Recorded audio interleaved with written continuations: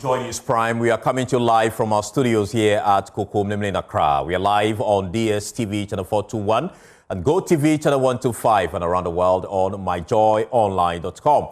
I am Carlos Calori. And I am Faustina. So for tonight, no bed syndrome compels doctors to attend to women in labor on chairs at the Greater Accra Regional Hospital Ridge. That's the revelation coming from hospital managers as a call for urgent government help. And tonight, a minority in Parliament is raising alarm over government decision to merge AT, formerly AirtelTigo, with Telecel Ghana after the telco posted a $10 million loss in the first 8 months of 2025, with 2024 debt and liabilities exceeding 3.5 billion cedis. Also tonight, Ghana to begin acquiring or building its own diplomatic offices across the world as new cabinet directive takes effect in a move to end $15 million yearly expenditure on rent for missions. Also tonight, MPP submit video evidence to the Ghana Police Service demanding immediate arrest of NDC Sofo Azoka and Abdul Wahab Amadou of alleged assault on its members during the Akwetia by-election. Well, Joy News is your home of independent, fearless and credible journalism. The good time to take a seat and please be our guest.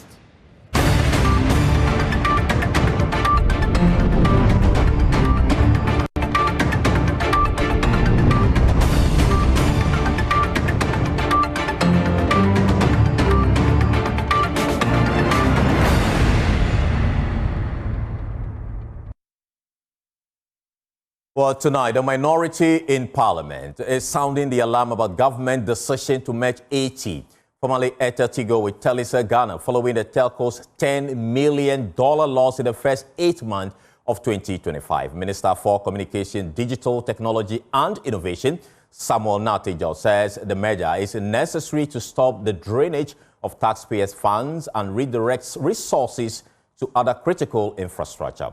But the minority warns it will create grave market distortions. We'll hear from them shortly. But first, here is a news desk report highlighting why this merger is needed and how it will affect consumers. Government is merging AT Ghana with Telecel to cut costs and build a stronger competitor in Ghana's telecom market. AT's finances are in bad shape. In the first 8 months of 2025, the company lost $10 million.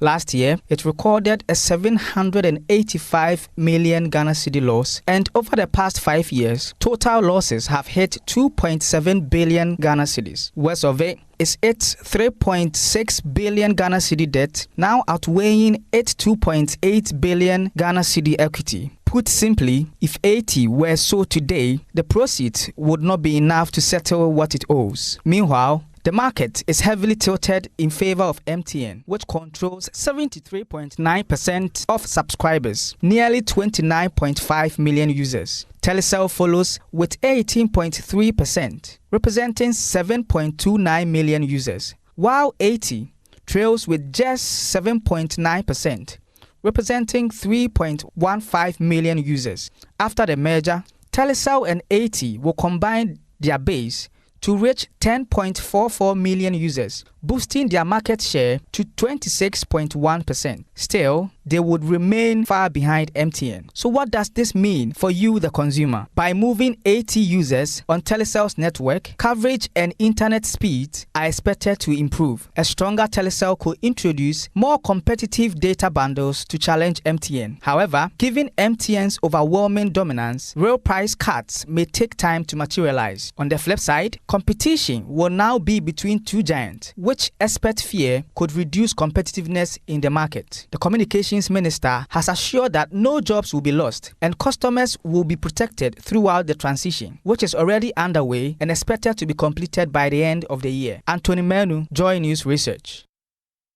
Well, some AT customers welcome the move as long as it improves service quality. AT Ghana has seen many changes over the years. Airtel, which started as Westel, and Tigo, which began as Mobitel, merged in 2017 to form AirtelTigo. Financial struggles, however, led to a government takeover in 2021 and later a rebrand in 2023 to form AT Ghana. The company is, however, set to merge again with Telecel Ghana itself, a product of transformation from Ghana Telecom to Vodafone and now to Telecel Ghana. But what do Ghanaians make of yet again another merger in the telecom space? Let's find out. I've not heard about it, not really. I wish if they could come together and improve upon the network, I'll be very glad. For my area, since 3 days, my phone network is off, and which is really not helping. That would be great. Why would it be great? As for me, Telecom is very good to me. Like no fraud, unless other networks, it's very good because no one has ever come and Telecom that this person has sent money, so I should send it back to. No, doesn't work like that. So maybe it will be great. Me the mihu enu say anka kambon ebeboa because see ya me wa ha no. A merger will be good. I use 80, but their services are not good in some areas. Ebia upese uyi sikakura ewo Tigo no onya. Ema me maja eto. Ena even withdrawing money can be a struggle sometimes. So you heard Ghanaians share your thoughts on the upcoming merger between AirtelTigo and Telecel Ghana. And of course, as the telecom space continues to evolve, many will be watching how mergers like these impact service quality and competition in the industry. From the AirtelTigo headquarters right here in Accra, I'm Noella Karanyali, and this is Joy News. Well, the minority in Parliament believes the merger could create a monopoly in Ghana's communication environment. They demand that government create a level playing field for new investors by simplifying the licensing regime. Davis Ansan Opoko is a member of Parliament, Information and Communications Committee. Important thing for us as a people is that we cannot have a population of over 32 million with just two telcos, operating in this country. We ought to create an enabling environment to allow investors to come in. We were at a point where people were interested in coming to invest in Ghana. It's more like creating it's a monopolized environment. There's a need to bring in more of these telcos to come and create more opportunities for Ghanaians. Well, let's explore this further. Apia Kusia Dumako is West African Regional Director for Consumer Unit and Trust Society CATS International. He's also a board member of the Ghana Standards Authority. He joins us live here with more. We appreciate your time here on Joy News Prime. Well, from a consumer protection standpoint, how do you see this merger impacting service quality and pricing for the average mobile user? Good evening to your viewers. I would say that this proposed merger between Telecel and AT would result in some efficiency, simply because once the two firms merges, there may be some of the assets in which they may not need, and those assets could be disposed of and give them some cash.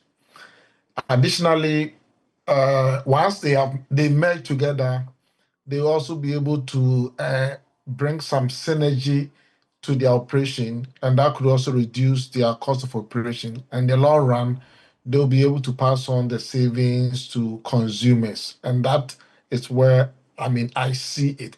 But as to how this merger bring about competition in the market is something that I am a bit skeptical. The minority is of the opinion that this creates a monopolized environment for doing business in Ghana. Do you believe this merger promotes healthy competition, or does it pose a risk to the market? It's better than the status quo. It's better than having these two firms, AirtelTigo and Telecel, individually struggling. When you look at their individual share, Telecel is around 18.31, and that of AirtelTigo is about 7.82 as at 30th of April. data from the Ghana NCA. And so by bringing these two firms together, they will be able to harness resources and be able to compete. However, to be able to see a better competitive environment, I think the other things that we need to do more about spectrum allocation. We know that these two firms don't even have access to the 4G spectrum. And by so doing, people prefer to stay with the biggest operator, MTN, because MTN has got access to the 4G and is doing well with that. And so a lot of, investment is required to be able to allow these two firms, this merged entity, to be able to compete. And we want government to help steer this merger to a way that will result in competition in the environment. Currently, there's no competition in the market. The market is not contestable. There's no appetite for any investor to come into the market to say that, look, I'm coming to be a mobile network operator, because MTN has about 75% share of the market. And when you are entering a market where an operator has 75% of the market, there's nothing that you can do to be able to compete effectively. Okay. And so we need to do more to make sure that the market becomes more competitive and contestable. And I want to also urge NCA, because if NCA has done its work in the past, between 2015, 16 to 2020, if NCA has been monitoring the market and taking all the regulatory measures, I'm sure that we will not have gotten to a place where we woke up somewhere in 2020 and saw that MTN has become a significant market player, which resulted in the operator increasing, regulating its prices. Point noted. Thank you so much for your time here on Joy News Prime. Well, let's now shift our attention to health, because managers of the Greater Accra Regional Hospital say inadequate beds at the facility have reached alarming levels, forcing doctors to treat patients on chairs. They disclosed this when Parliament Health Committee toured the facility earlier today. The head of the Obstetrics and Gynecology Unit, Dr. Martin Owusu-Boamah, described how dire the situation has become, with even pregnant women being attended to on chairs. Bed availability and human resource. So just behind you, there are some chairs there. People sit on. Sometimes, I dare say, for a day. It is not the best. Whole day. Yes, because the place is full. The place is full. There's no bed. And you can't, sometimes you tell them to look at other facilities and they don't want to go. It's yes here. So what we do is that we put measures in place so that when we are doing the review, we also go there and review them. But obviously, it is not the best. Yes. A pregnant woman in labor sitting, yes, it's really not the best. So it's something that we need to look at. I think management is well aware of that, yes. This facility came with a lot of CTGs when it was, but almost all of them broke down. Thankfully, I think just about 2 days ago, 3 days ago, I think we got a few more back to line. So we have 1 or 2 here, and one at labor triage. So those ones are repaired ones? Repaired, no, they're repaired ones. They're repaired ones. And really, because it's a high-risk facility, most of our labor cases will need continuous monitoring, which the CTG becomes very useful. So it is something that we need to ensure that we have adequate numbers. But the bed shortage is not the only concern. Authorities also revealed that nurses are compelled to commute daily from as far as Dodowa because there is no staff accommodation at the hospital. We all don't stay here, and it's a major challenge. You talk to my nurses, they take 2 or 3 trucks before they get to work. If you live at Kaswa and you work at Range, it's a major problem. So these are some of the things that, it's not everything that is about money, but little things will go a long way to make the nurse happy at work. As for accommodation, it's a major issue. We have people coming from Dodowa, Amasaman. I come from Kaswa on a daily basis. So it's a major issue. Yes, we have very few. What we have on campus, we're giving to the house officers, and even the house officers, just about a quarter or a fifth of them who have accommodation. So it's a major challenge for staff in general. So we'll be engaging the chairman of the health committee just to understand the purpose of this visit. Alarming situation happening at the hospital there. We're told pregnant women are tended to on chairs, and this is something that the health committee is interested in. We'll be connecting the lines now to speak to Mark Kirk. He is actually a key member of the committee that paid a visit to Ridge Hospital just to get a sense of what exactly Parliament plans to do moving forward. Well, let's shift our attention to some other stories also making the headlines, because the 2 months after the murder of Immigration Officer Stephen King-Amwa, the case has once again been adjourned. In court today, both suspects, Bright Awe and Thomas Ziga, were present as prosecutors asked for more time to complete investigations. Now, the case has now been pushed to October 9th. My colleague Jacqueline Ansuma Yebua was in court earlier and has filed the following report. The case for the late Immigration Officer Stephen King-Amwa has been adjourned again to October 9th. Well, what transpired in court today? So the prosecution prayed for more time to allow them do more investigations regarding the case. And of course, the lawyer for the accused person or the suspect, that is Thomas Ziga, who is also still representing the first suspect, had 2 prayers in court. And the first one was to allow or ask the prosecution to give them the location of where the suspects are being held, because as at now they are not aware or they do not know where the suspects are being held inside the police station. And the second prayer was that, if you quite remember, during the previous court hearing, that was 2 weeks ago, according to the lawyer, he was harassed by the family members here in the court. So he prayed to the judge that the judge speaks to the family and the family should be calm when it comes to such issues. So afterwards, after all sides had been heard, the judge then called the family members who were represented in court and told them that they should allow the law to take its course, because the suspects in courts, they are all innocent until proven guilty, and told them that they should ensure that they respect each other in the court premises. And after that, the case was adjourned to October 9th, 2025. But let's hear some reactions from the family members in court after the proceedings. The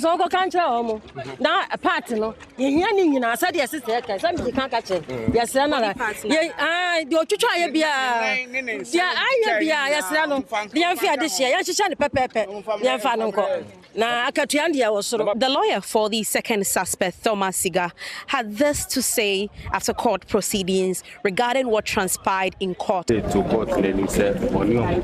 are criminal acts. In fact, So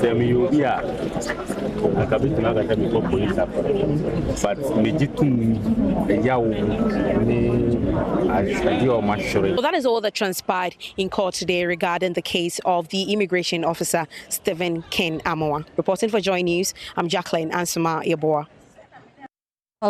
That President Mahama says Ghana cannot continue spending more than $15 million every year on renting properties abroad for diplomatic use. Speaking during the commissioning of new ambassadors and high commissioners, the president said cabinet has approved an initiative to move from renting to developing Ghana's own properties. He said this will ensure that missions abroad reduce wasteful expenditure. It was a joyous occasion here as family members gathered for the commissioning of 18 new envoys made up of high commissioners and ambassadors. President John Mahama, in his speech, stated that cabinet has approved a plan that will ensure a move and a shift from Ghana renting diplomatic properties abroad to owning the properties. Let me be emphatic. Ghana cannot continue spending a staggering more than $15 million every year on renting properties abroad for our diplomatic use. This is not a judicious use of taxpayers' resources, and the reset agenda requires an immediate reversal of this trend. And that is why Cabinet has promptly approved the STRIDE initiative. And STRIDE refers to the strategic transition from rental to developing our own properties. I've tasked the Ministers for Foreign Affairs and Finance to work urgently to resolve this long-standing challenge. I have also been speaking to Ghana's High Commissioner to the UK, Zita Benson, on what she makes of the government's decision to move away and shift from renting properties to owning them. It's a very good initiative, and I'll tell you why. When I was ambassador, when I took office in Czech Republic, Prague, we were renting our residence. We were paying 9,000 euros a month.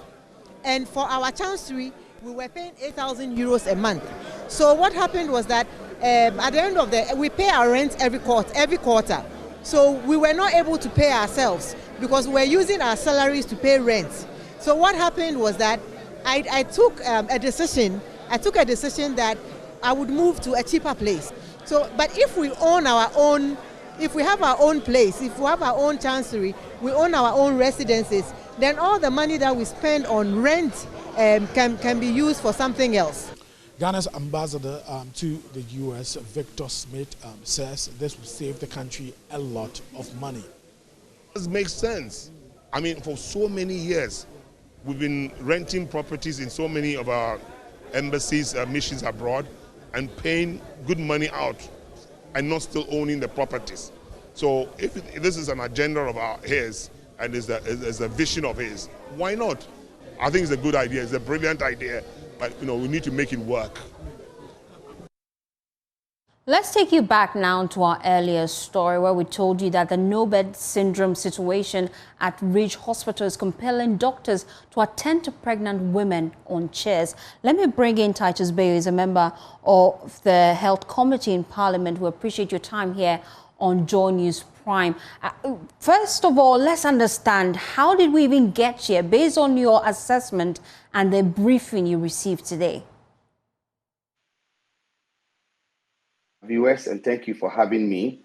I think what happened today was part of the Health Committee's normal oversight activities, and we went to visit the Ridge Hospital. And despite the excellent work being done by the medical staff there, they brought a few challenges that they are facing. And one of them was the limited bed capacity. And this is so because, as you know, this project was supposed to be in 2 phases. Only the phase 1 has been completed. And so our inability to continue with the phase 2 means that the full capacity of the hospital cannot be utilized. And therefore, even if we have physical beds for them, the space to position these beds in becomes a challenge. And the hospital is serving a very wide coverage area. And so it is not surprising that they have this challenge. But how do we fix it? Well, so I think I will commend the leadership of the hospital, the medical director, Dr. Zachariah Adam Leslie, and his team of management. They have brought some innovation where they are using what we call functional beds. This is to make sure that when they say the hospital is full, then it's really full. So beds are not limited to department. People can be admitted anywhere until the entire hospital is full. That is an innovation as a stopgap measure. But the permanent solution, I think, is for the nation to try and complete the phase 2 of that project. And I'll appeal to His Excellency, the President. He was a visionary leader that did the phase 1. In this 4-year tenure, if that phase 2 can be completed, it will help. It will ease the pressure on Kolebu. It will ease the pressure on other similar big hospitals like 37 Police Hospital, because the population of the capital is increasing, and that hospital is critical. And let's not kid ourselves. The Ridge Hospital plays a unique role. That hospital, like Kolebu, you cannot turn people away. They take care of... Indeed, and it really paints the picture that we do not have time on our hands. And so how soon do we expect this to come up on the floor of Parliament? Well, by the way we operate, by now our clerks are putting our reports together. We are a committee of the Speaker, and therefore that report will be submitted through our leadership to the Speaker of Parliament. You are aware that we are on recess, but parliamentary service is still working. So this report will be considered, maybe necessary actions will be done to be transmitted to the executive, to the minister responsible for health. But for comment and debate on the floor, that will only happen when Parliament resumes. And is there any timeline especially when you're done putting this before the House, as to when exactly this challenge will be fixed? Well, as you know, the legislature does not determine when things like this can be fixed. We can advocate, we can make the appeal, but the people who hold the purse are the executive. And so it is our hope that those decisions, critical decisions, will be made. But with our oversight responsibility in monitoring the budget and approving the budget, these discussions will be had before such approvals are done. Thank you so much for your time here on Joy News Prime. Well, Chairman of the Health Committee, Mark Kett Nawani, has also joined us, and he actually led that delegation to the Ridge Hospital today. Tell us first, what was the objective of this particular visit? Let me say good evening to the viewers of Joy News and say that the committee has already visited more than 13 hospitals in the country, and the visit to Ridge Hospital and yesterday to Kolebu Hospital is part of our planned visits to all regional hospitals and to all teaching hospitals. So we've already been to Wa, Bolaga, the Baptist Church of Nalerugu, and the 10million Teaching Hospital, Sunyani, Damongo, and all other hospitals. What we have left is we also hospital, and then the Takradi, right? Sekini Takradi, Kwanta Hospital. Right. Let's come to the Ridge These Hospital. Are the hospitals left. Let's come to the Ridge Hospital. You've seen the situation there, and your colleague just mentioned the need to complete the phase 2 of the Ridge Hospital project. How soon should we see that happen? That is becoming an emergency. When we visited the hospital, every place was crowded. The space was very small. The neonatal intensive care unit with about 22 beds was very small for the number of babies that they received. And we should understand that the Ridge Hospital has overtaken Ofanachi Teaching Hospital and Kolebu Teaching Hospital so far as the number of beds are concerned. And so the preterm babies are also on the high level. And we should now think of getting them a bigger space, and that project phase 2 has become an emergency. Past 8 years, if we had spent or concentrated on completing this hospital, I believe that we have done a better service to Ghana than probably spreading the limited resources that we had, trying to build over 111 hospitals in the country. Right. I hope that we will learn a lesson from that and build critical infrastructure to assist the current government hospitals to deliver health services All right. to the people. We are grateful. Thank you so much for your time. Still to come, MPP submits video evidence to the Ghana Police Service demanding immediate arrest of NDC's Sofo Azokwa and Abdul Wahab Amadu over the alleged assault on its members during the Akwatia by-election. We'll give you details after this quick turn.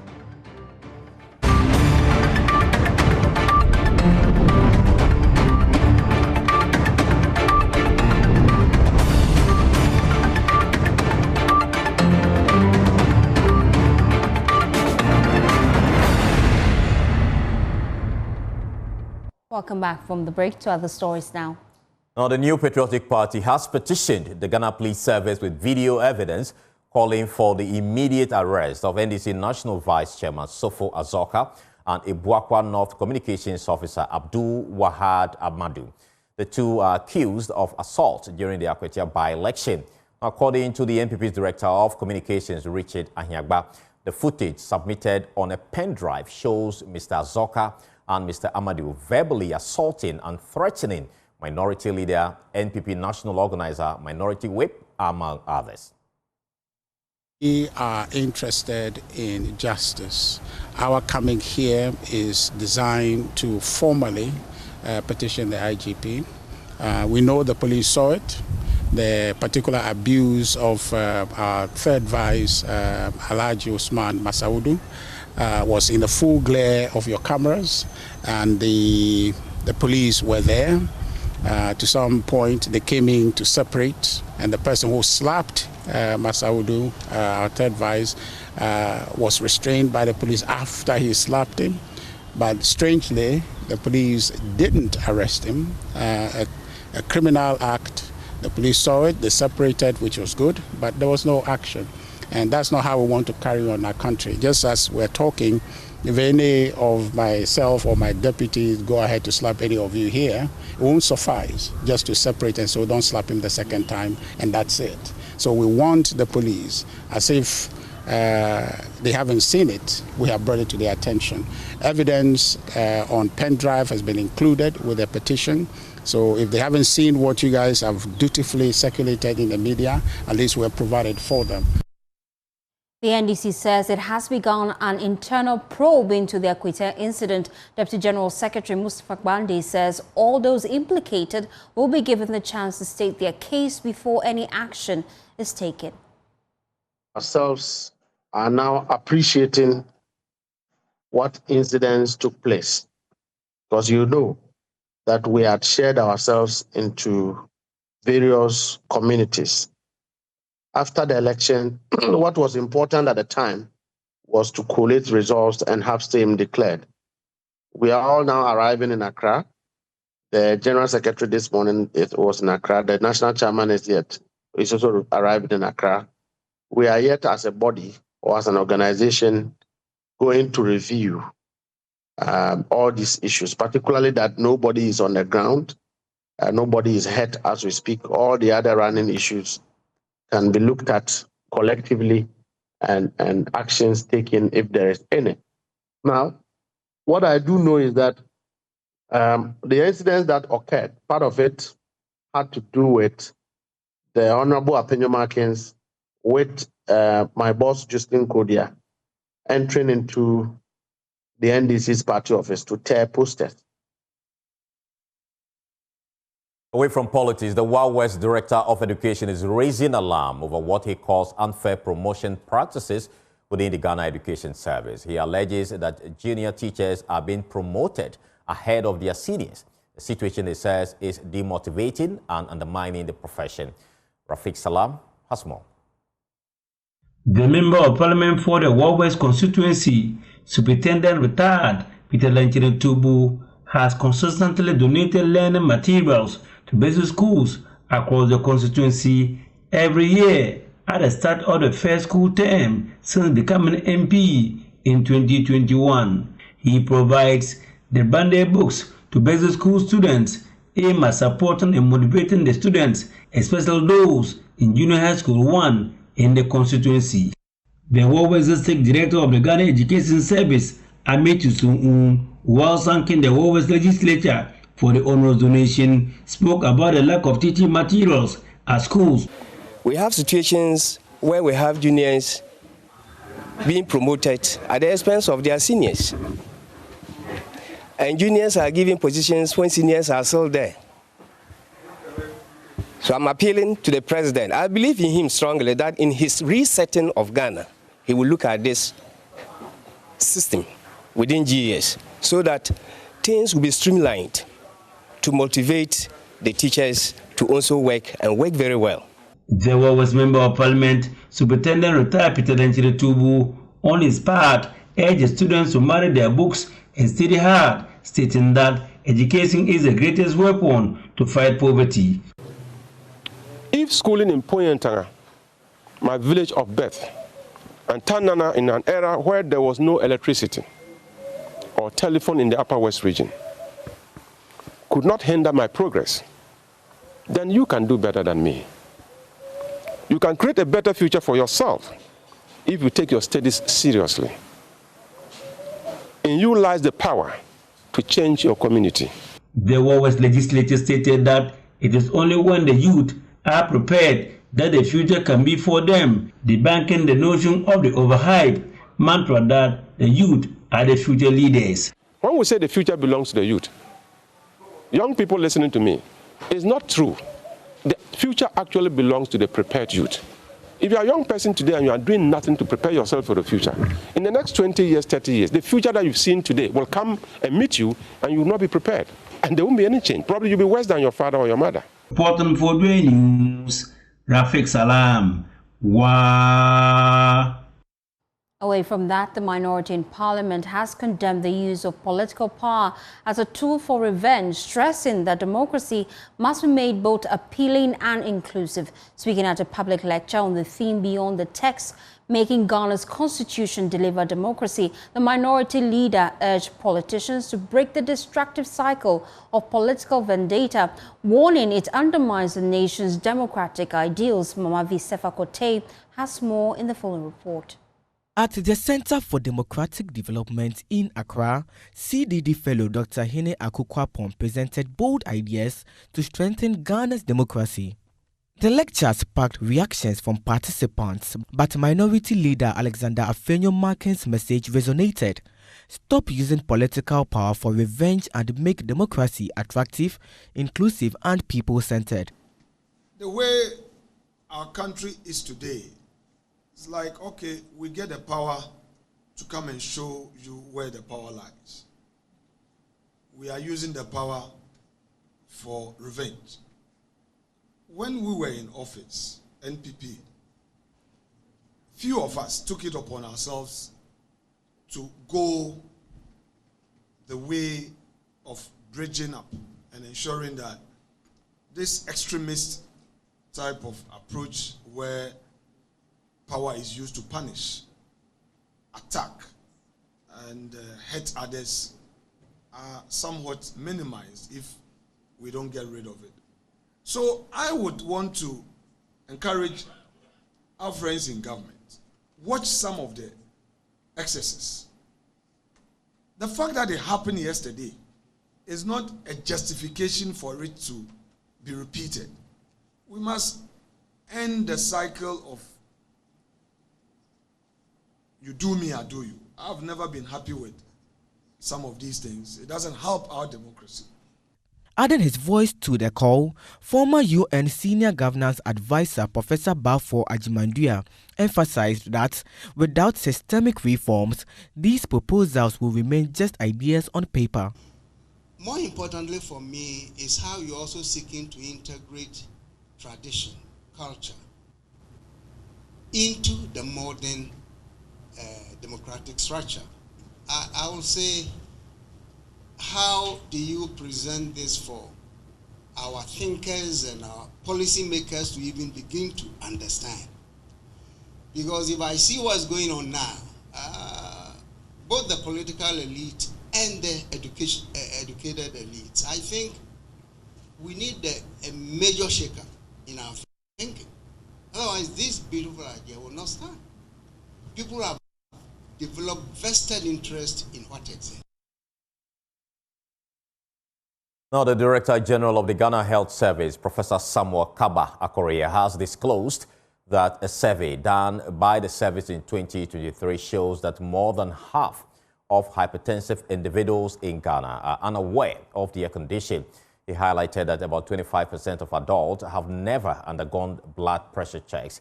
In a speech read on his behalf by the Director of Public Health, Dr. Franklin Asiedu-Bekwai, said early detection is crucial in preventing severe health issues like stroke. Health Service has partnered with AMPAF and other stakeholders to launch a Birth Month health screening program. This initiative encourages Ghanaians to undergo health screening annually on their birthday, promoting early detection and treatment of chronic diseases. Speaking at the launch in Tamale, Director of Public Health at the Ghana Health Service, who represented the Director General, Dr. Franklin Asiedu-Bequin stressed the importance of the initiative and its impact on healthcare.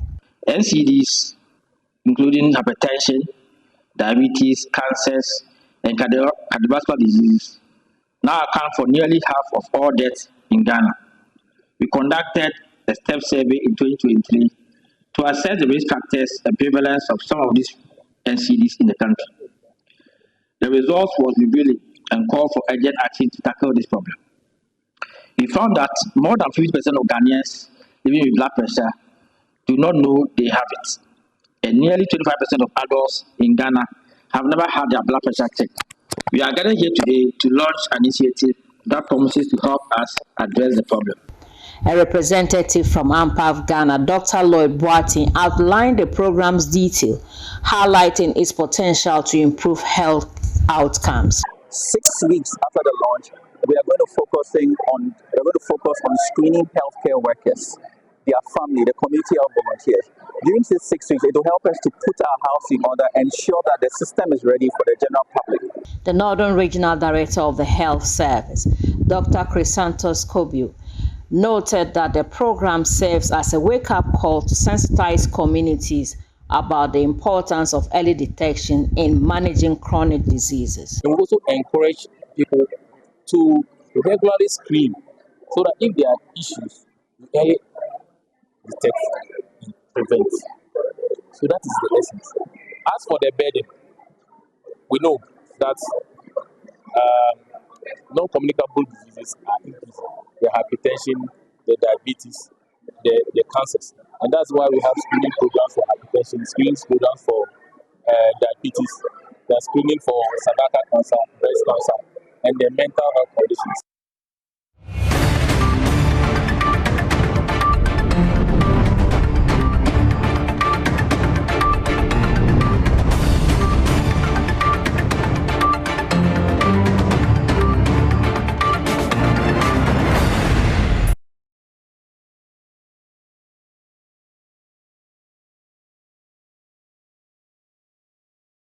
Okay. So he's, it's always happening in Accra every 25th, but this time around he's moving it to Kumasi on the 27th of this month. So we'll be expecting that.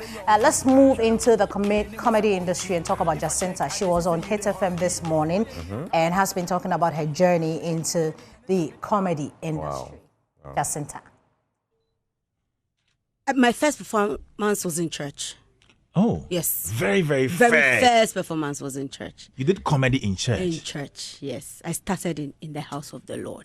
Are you still in that house? Oh, yes. I'm very much there. Is it sometimes or? No, all of the time. All the time. You church? Oh, you are looking at a proper house of Umamio. Hallelujah, somebody. Proper. Me, I don't joke. I don't play. And people who saw me start, when they see me now, they just can't believe, like, you just started play.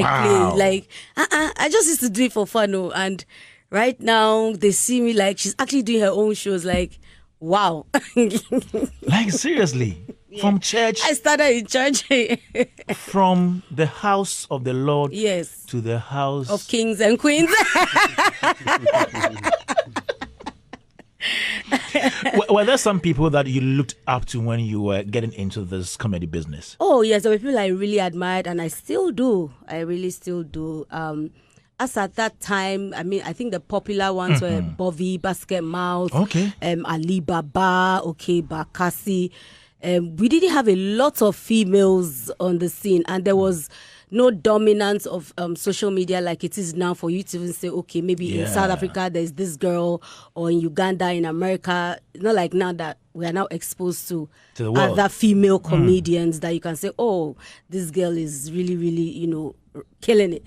So, yes, there were people I really admired. I loved what they do. I would listen to them and I'll be wondering, how your mind they work? How you think this thing? And it's the same comments I get when I'm home or with my friends and I say something how dare you thinking? How do you think? So, I just feel like growing up wasn't easy. I don't know. I think